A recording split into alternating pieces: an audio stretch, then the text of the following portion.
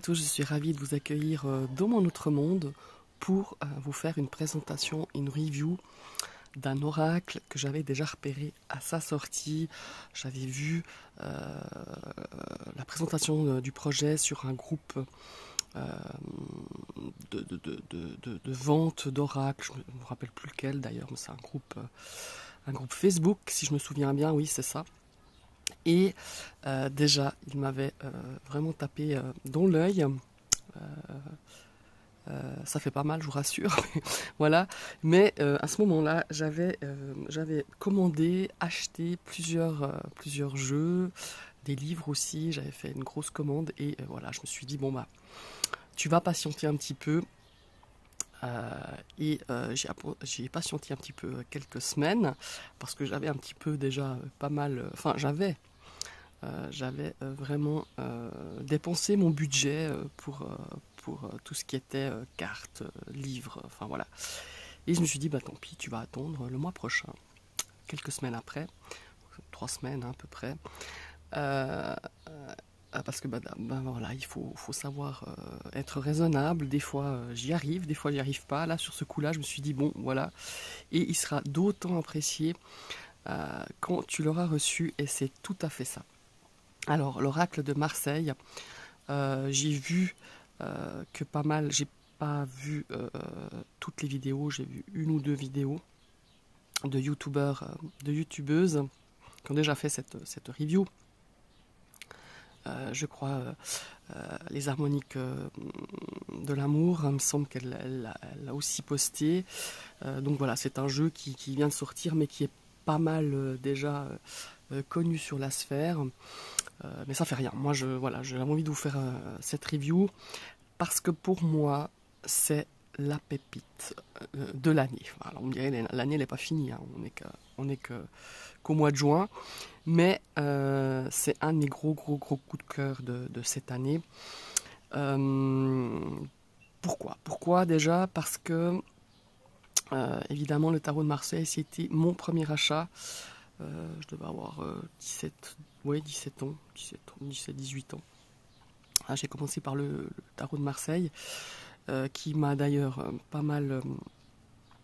comment est-ce qu'il faut dire ça? Bah, c'est pas évident, hein, à part les lames majeures avec les mineurs, et je sais que j'avais eu vraiment... quand je l'ai eu en main, je l'ai trouvé incroyable, hein, ça c'est clair, mais quand j'ai vu les mineurs, je me suis dit, mais mon Dieu, c'est un travail. Bon, après j'ai fait ce travail, mais j'ai très vite bifurqué aussi sur le Rider. Bon, le Marseille, c'est mon premier aussi tarot que j'ai acheté, donc il y a une petite, comment est-ce qu'il faut dire ça? Il y a un petit lien, il y a un petit...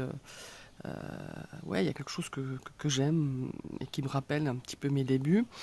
Et évidemment, on va retrouver un petit peu les illustrations, hein, les couleurs...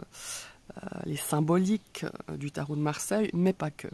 On a aussi des archétypes, évidemment, du TM, du tarot de Marseille, mais on a aussi, ça me rappelle aussi le Rider White. Vous verrez, on a des cartes qui ressemblent au Rider, en tout cas qui font référence à des lames du Rider White et aussi aux Bélines. Voilà.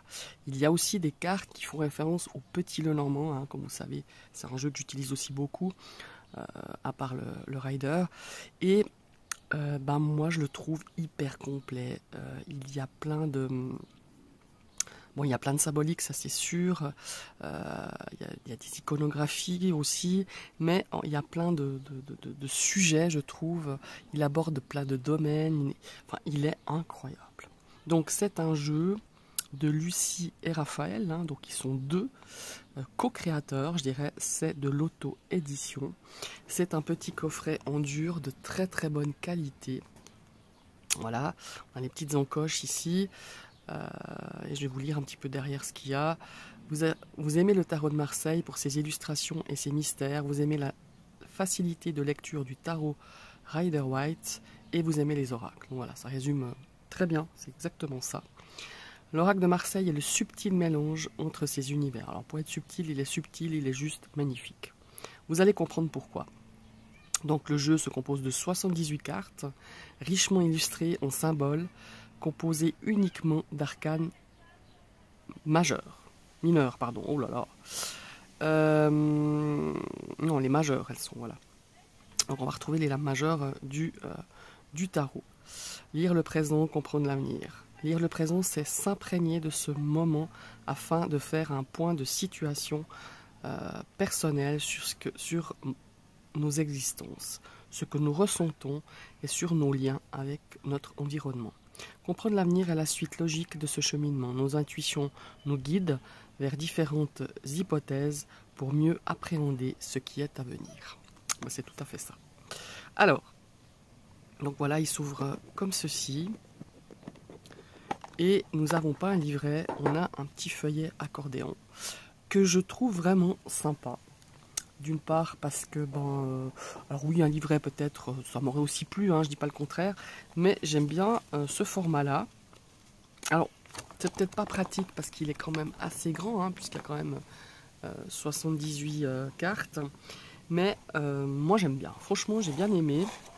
Il y a des textes, il nous donne des mots-clés, une interprétation, des instructions, l'essence de la carte plutôt, qui est fort intéressante, qui après à nous de nous laisser porter par les illustrations, par les ressentis. Donc voilà. Alors ici on a donc l'explication des deux auteurs.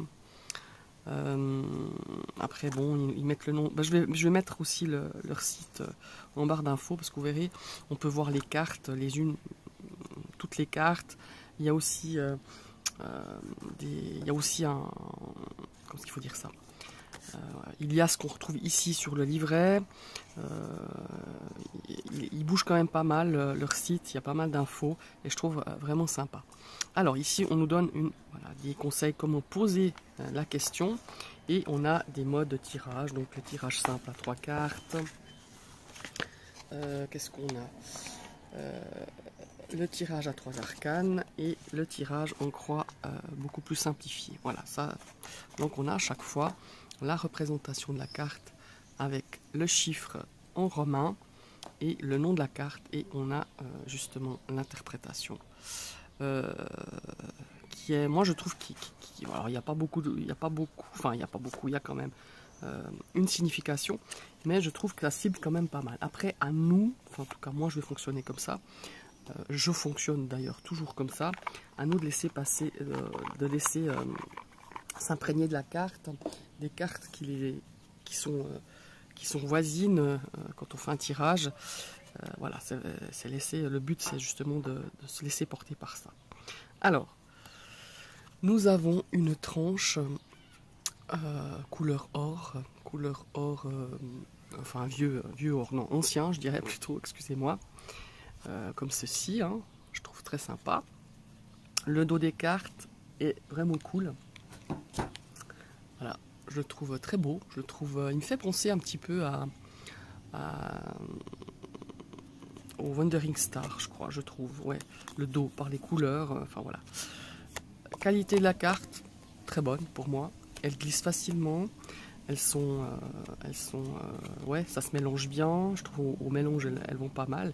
Et c'est une épaisseur fort honorable. Moi je trouve que c'est une très belle qualité, ainsi que le coffret. Ah oui, je vous ai pas dit, on a quand même la petite, voilà, l'intérieur c'est blanc, c'est tout ça, mais moi ça me convient. Je trouve que c'est packaging trop grand, avec plein de trucs dessus. Finalement les boîtes, c'est fait pour mettre les cartes. Enfin, pour moi, ça a cet usage-là. Voilà. L'essentiel, c'est qu'il soit de qualité. Donc, le dos est comme ceci, comme je vous le disais. Et les cartes, elles ont un format traditionnel tarot. Je n'ai pas pris de tarot avec moi parce que je suis à l'extérieur. Je tourne cette vidéo sur ma terrasse. Donc, on va découvrir déjà ces cartes. Donc, le livret, je ne crois pas que je vais vous dire. Il n'y a pas de choses à ajouter, je pense. Hein. Vous avez très bien vu comment ça se présente. Et il est fort bien fait. Il est, comment il faut dire ça, il est pratique. Moi, j'aime bien. Et il est complet. Voilà, c'est surtout ça que je voulais vous dire. Alors, on a déjà ici la carte de présentation. Lire le présent, comprendre l'avenir. On a une carte, je dirais, supplémentaire, joker, bonus, je ne sais pas comment l'appeler, qu'on peut utiliser ou pas. Pour ma part, j'ai pas réfléchi encore si j'allais l'utiliser, on verra. Peut-être j'utiliserai, peut-être j'utiliserai pas, je sais pas, j'ai encore pas réfléchi. Et on a donc les cartes, les illustrations. Alors la bohème nous fait penser un petit peu à la carte du fou, mais c'est pas véritablement, enfin en tout cas moi je la ressens pas comme ça. On en a une autre hein, qui représente la carte du fou. Ici, d'après ce que j'ai compris, les créateurs ont voulu plus parler de la vie. C'est un peu la bohème, bah oui, parce qu'on sait pas très bien tout ce que la vie, tout ce que va nous offrir comme joie, comme obstacle, enfin comme, comme surprise. Et voilà, c'est la carte, elle n'est pas numérotée celle-là, hein. C'est ni la carte 0 ni rien du tout, c'est la carte de la bohème. Voilà. Et nous partons ici avec la carte aussi de l'esprit. Et nous commençons avec la carte numéro 1. La carte numéro 1, c'est la carte de l'animal. Ça nous parle de notre instinct, notre instinct animal, notre intuition, nos instincts primaires. Alors ici, les cartes sont riches en symboles. Après, on est tous différents, on ressent les choses totalement différentes. Il y a des choses qui vont vous parler, qui moi peut-être ne parlons pas forcément. On a quand même cette notion ici de serpent hein, autour de l'arbre. On a cet animal qui mange une pomme apparemment. Enfin un animal, on ne sait pas très bien si c'est un animal, c'est mi-homme, mi-animal. Donc voilà, ça nous parle aussi peut-être de connexion aussi à la nature. On a cet arbre qui nous tire la langue. Enfin, il y a un nombre incroyable de symboliques, de choses qui peut justement nous parler.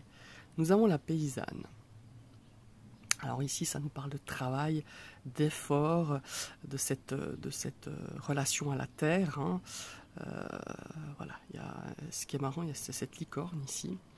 J'ai encore pas regardé à fond toutes les cartes, mais je pense qu'il y a un travail ici, pareil. Hein, alors là, il y a un super travail à faire avec toutes les illustrations. Nous avons la reine qui, pour moi, représente la carte de l'impératrice dans le tarot. Hein. Le roi, qui pour moi aussi fait référence à l'empereur. Nous avons les liens ici. Alors les liens d'amitié, les liens de fraternité, ça peut être des liens positifs ou pas. Hein. Il y a, voilà, après ça sera à analyser selon le tirage. Les amoureux.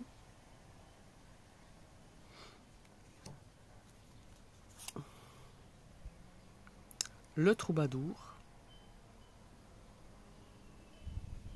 Donc là, le troubadour, ça peut faire référence à la musique, à l'amusement, parce que le troubadour, c'était quand même dans la cour à l'époque, dans toutes les cours, on avait un troubadour.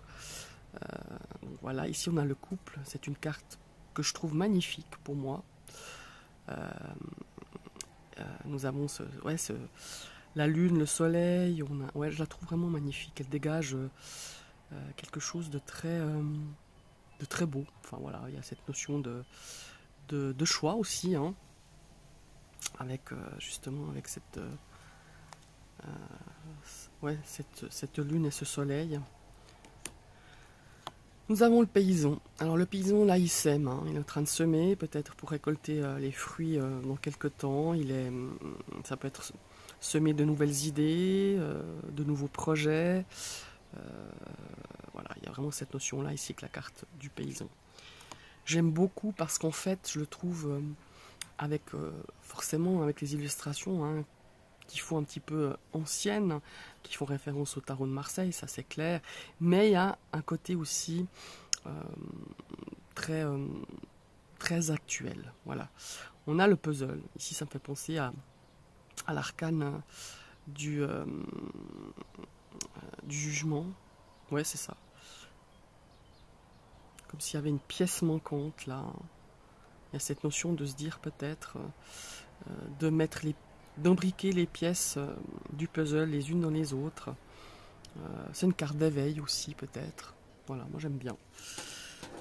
Il est incroyable. Alors, j'ai pas fait de tirage encore, mais je sens que ça va être vraiment quelque chose de sympa à travailler en combo évidemment avec un tarot de Marseille, en combo avec un petit Lenormand. J'ai le petit Lenormand de Marseille justement, de Gabriel Lavoie, avec lequel je pourrais l'utiliser. Évidemment, il y a des Rider White aussi avec lesquels je pourrais l'utiliser. Donc là, on avait la carte de l'enfant qui nous parle d'innocence, qui nous parle de connexion à son enfant intérieur. Voilà, il y a vraiment quelque chose de vraiment sympa. L'engrenage. Voilà, on a des choses vraiment intéressantes. On a cette forme, ici on a le serpent hein, avec ce blason. Ça peut être des engrenages, comment il faut dire ça, être dépendant de quelque chose, ou c'est un petit peu les lois de cause à effet, hein, c'est un petit peu ça l'engrenage, ou être pris dans quelque chose où on n'arrive pas à s'en sortir. Ça peut être aussi, ça peut faire référence à des choses, ouais, des choses quand même négatives, quoi. Mais pas que. Avoir la peur, elle est magnifique cette carte aussi. Alors ça peut être nos angoisses, hein, ça peut être nos peurs, la peur d'avancer, la peur de se tromper. Enfin voilà, elle est magnifique cette carte. La victime. Alors là c'est très intéressant, nous avons 3 cartes ici qui nous parlent un petit peu de psychologie de Capman. Nous avons la triangulaire, la victime, le bourreau et le sauveur. Et je trouve intéressant qu'ils aient mis ça dans cet oracle. Là aussi, hein, on peut faire des analyses, des interprétations, du développement personnel. On a des éléments incroyables dans cet oracle. En tout cas, moi, personnellement, je trouve qu'il est vraiment fort bien fait. Voilà. Nous avons l'étoile écrit avec le vieux français, l'estoile, hein, ils ont écrit. Donc voilà, celle-ci, elle fait très tarot de Marseille. Bon, pratiquement toutes les lames majeures. La lune, hein, là aussi. Hein. Bon, j'ai pas pris mon tarot, mais si je sortais le tarot de Marseille, on retrouve toutes les symboliques, toutes les illustrations qui sont quand même assez semblables. Le soleil, ah, celle-là elle est intéressante, manipulation. Alors est-ce que c'est nous qu'on manipule, est-ce qu'on est manipulé, est-ce qu'on en est conscient ou pas? Voilà, il y a tout ce questionnement derrière. Alors là on peut faire des tirages psychologiques avec cet oracle sans problème. Les croyances, voilà. Je trouve très très belle aussi. Ouais, c'est magnifique. Celle-là aussi, je la trouve hyper sympa. La carte pourquoi. Essayer de comprendre, je pense qu'il y a une forme de compréhension, être curieux, peut-être un esprit analytique aussi. Hein. L'essentiel, alors là, on verrait vraiment, on dirait la carte du monde, hein, avec les éléments. L'enchanteuse. Je pense que c'est une notion de séduction peut-être là avec l'enchanteuse. Peut-être prendre le livret et regarder. Qu'est-ce qu'ils mettent pour l'enchanteuse? La carte de l'enchanteuse représente la séduction, voilà, la persuasion et la fascination. Elle symbolise la beauté, la grâce, le charme, le pouvoir de persuasion. Elle peut également faire référence à une personne qui utilise son charme pour obtenir ce qu'elle veut, ou à une situation ou une personne qui nous attire de manière irrésistible. Ouais, c'est la séduction, c'est l'attirance. Ok. Elle me fait penser aussi à la reine de bâton, tiens. La revanche. Voilà, hein. Peut-être question de vengeance, peut-être de... Ouais, on est quand même 2 personnes qui jouent aux échecs. Ouais, elle est intéressante celle-là aussi. L'illusionniste. Alors là, ça peut être quelqu'un qui vous vend du rêve, ne vous bercez pas d'illusions, allez au-delà des apparences. Enfin, il y a vraiment, il y a plein de pistes. Hein. Le puits. Le puits peut représenter les souhaits, ça peut être le puits, ça peut être notre... il faut dire ça. Aller au profond de nous-mêmes pour comprendre peut-être certaines choses. Ah, la carte des mystères, elle est drôle celle-là. Voilà, c'est les secrets, les révélations, les choses qui sont cachées, des choses qui sont difficiles aussi peut-être à exprimer ou à expliquer. L'imprimeur. Ah, là on imprime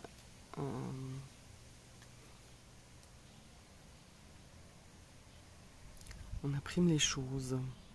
Qu'est-ce qu'ils mettent pour l'imprimeur, tiens?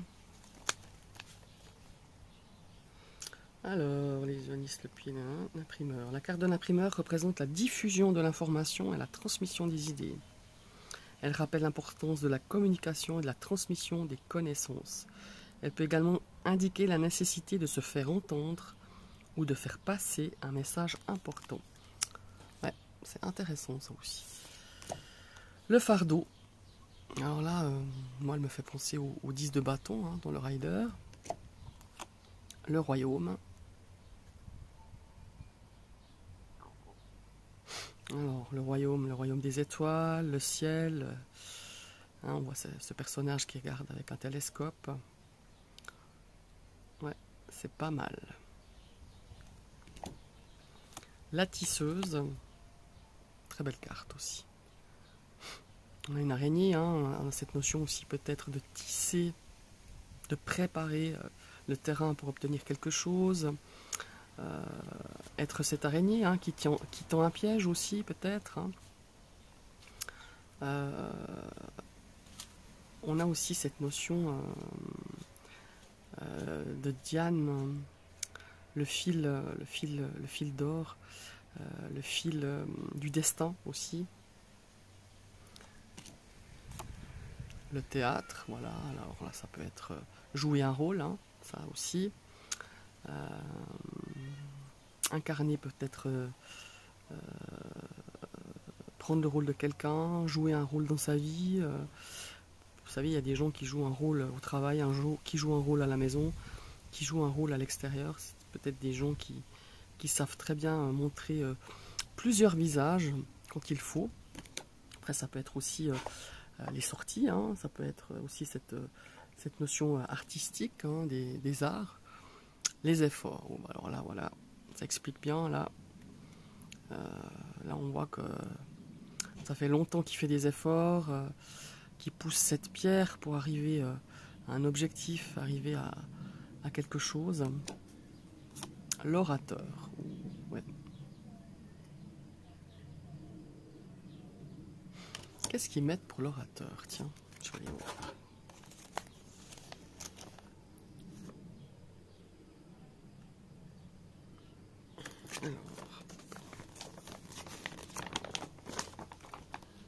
L'orateur, maître des mots et de discours, guide les âmes vers la vérité. Il est le porte-parole des dieux, choisi pour transmettre leur volonté aux mortels.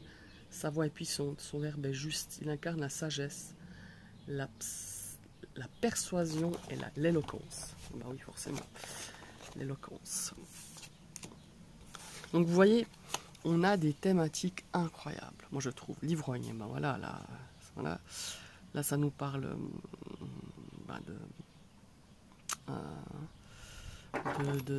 d'excès, de dépendance.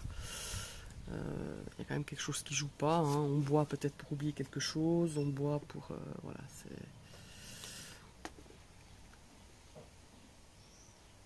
L'ivrogne, symbole de l'abandon, de l'incontinence, incarne la perte de contrôle et de raison.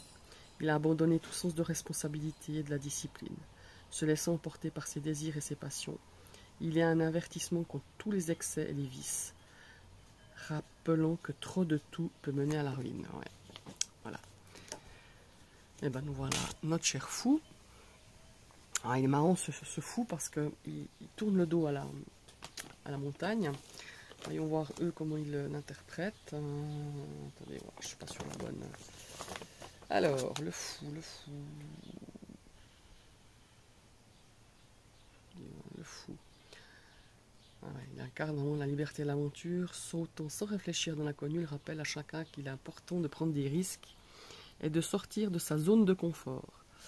Bien que ses actions peuvent sembler imprudentes, il est en fait libre de tout attachement et peut voir les choses d'une perspective différente. Ouais, effectivement. C'est intéressant, hein, ça. Ces visages comme ça, du personnage et qui se tire la langue. Ouais, très intéressante cette carte du fou. En tout cas, l'illustration permet pas mal donne pas mal de renseignements, d'analyses. Le labyrinthe, bon voilà, forcément ça peut nous parler de choix, d'incertitude, de complexité, hein. On peut avoir affaire à une situation complexe avec cette carte. Peut-être que ouais, on doute hein, au milieu de ce labyrinthe, on ne sait plus par où on est passé, et par contre, on a envie quand même d'avancer, même si le chemin est incertain et rempli d'impasses peut-être aussi. Voilà. L'artiste, voilà. Ah, ça c'est excellent. Vous voyez, le tableau, on a l'impression que le personnage du tableau va en sortir. Alors l'artiste, ben bon, je pense que c'est le symbole de créativité, d'expression, hein, la peinture, tout ça. Peut-être aussi pouvoir exprimer ce qu'on ressent, exprimer certaines émotions en œuvre d'art, peut-être. Ouais, c'est peut-être une invitation à exprimer ce qu'on ressent au travers de la peinture, au travers de la poterie, enfin peu importe. Ouais, très intéressant. La roue de la fortune. Voilà. Voilà, assez traditionnel, je dirais. La vérité. C'est intéressant, ça. Avec des cartes, c'est drôle. Voilà.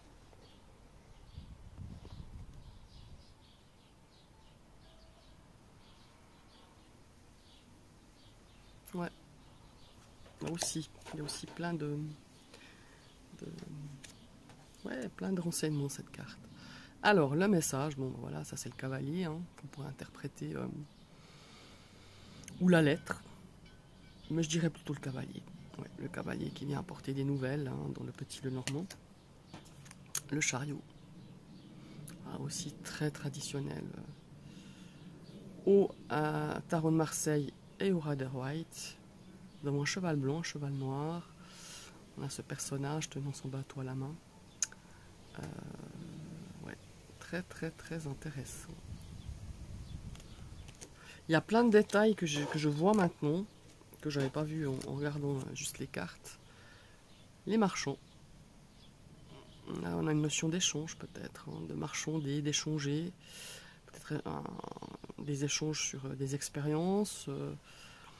Cette notion de je t'échange cet objet ou quelque chose en échange d'autre chose. Ouais, c'est. Je sais pas ce qu'ils mettent sur les marchands. Les marchands, symbole de commerce, évidemment, et de négociation, représentent la capacité à obtenir ce que l'on veut, échanger des biens ou des services. Il invite à être habile dans les négociations, à être persévérant, à être prêt à prendre des risques. Il nous incite à être ingénieux, à être créatif, à être déterminé pour atteindre nos objectifs. Ouais, c'est pas mal. Ah, nous avons la carte du choix. Donc là, on est face à la carte des chemins, hein, je pense, de le petit Lenormand. En tout cas, c'est ce qu'elle m'inspire. Le voyageur, très belle. On dirait un des rois qui est guidé par l'étoile du berger, qui vient apporter les cadeaux, les offrandes. Mais bon, ça nous parle aussi de voyageurs, hein, peut-être d'un étranger ou de voyage à l'étranger, ou je sais pas ce qu'ils mettent là. Ah ouais. Le voyageur, symbole d'exploration et d'aventure, il incarne la quête de découverte de nouveautés. Il est un rappel que la vie est un voyage et que pour grandir et évoluer, il est nécessaire de sortir de sa zone de confort et de s'ouvrir au monde extérieur. Le cavalier. Ah, on a deux cavaliers alors. Non, on a le message, pardon. Oui, alors c'est ça. Je pense que la carte du message est plus la carte de la lettre, peut-être, pour ceux qui connaissent le PL. Et le cavalier, c'est peut-être celui-là. Le cavalier à la cape noire. Hein. Vous voyez, on a des lettres, la G, D. Je crois qu'il y a beaucoup, je pense. J'ose pas imaginer le travail des créateurs. Je n'ose même pas imaginer, parce qu'il y a un travail, une recherche incroyable. À part les illustrations, mais tout tout ce qu'ils ont voulu partager, nous faire découvrir au travers de ces illustrations. Qu'est-ce qu'ils nous mettent le cavalier? Le cavalier, ils nous mettent... où suis-je? La carte de cavalier représente l'action, l'initiative et la protection. Il est souvent associé à un personnage courageux, déterminé et prêt à prendre des risques. Il est devant pour accomplir sa mission. Il est généralement monté sur un cheval, symbolisant sa force et sa rapidité d'action. Incroyable. L'instant présent, donc voilà, forcément ça parle de vivre l'instant dans l'ici et le maintenant et à profiter chaque moment, chaque minute.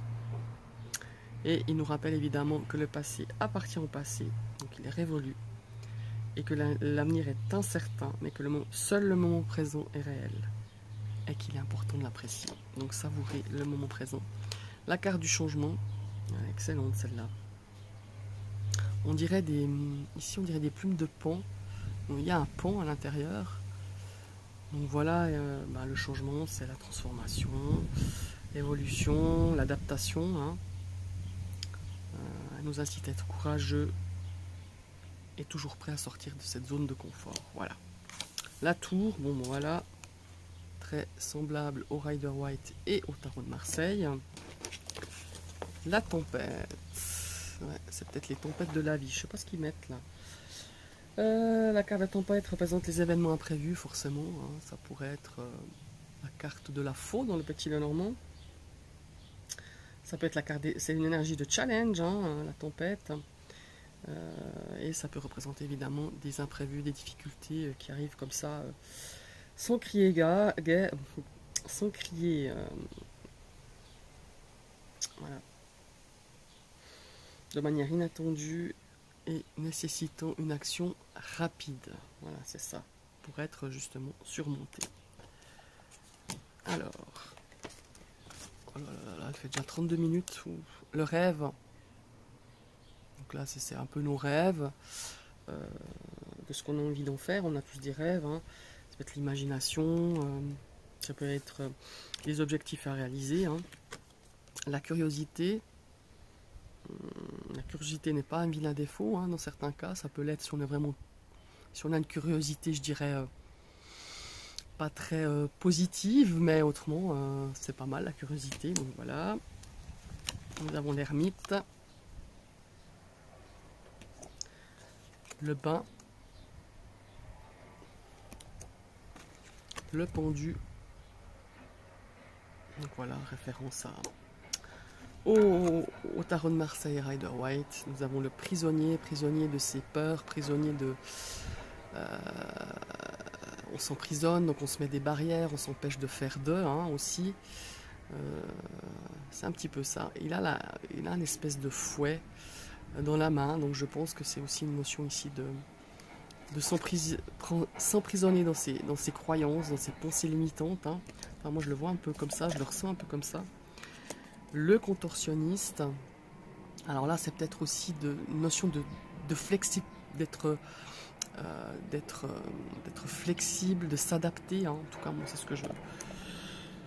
Nous avons l'aveugle, voilà. Qu'est-ce qu'on ne veut pas voir, qu'est-ce qu'on nous empêche de voir. Moi je vous dis, ce jeu il est incroyable. L'équilibriste, alors celui-ci me fait penser au dos de denier dans le Rider White, avec cette notion d'équilibre. On a les cycles de la lune, c'est très intéressant aussi.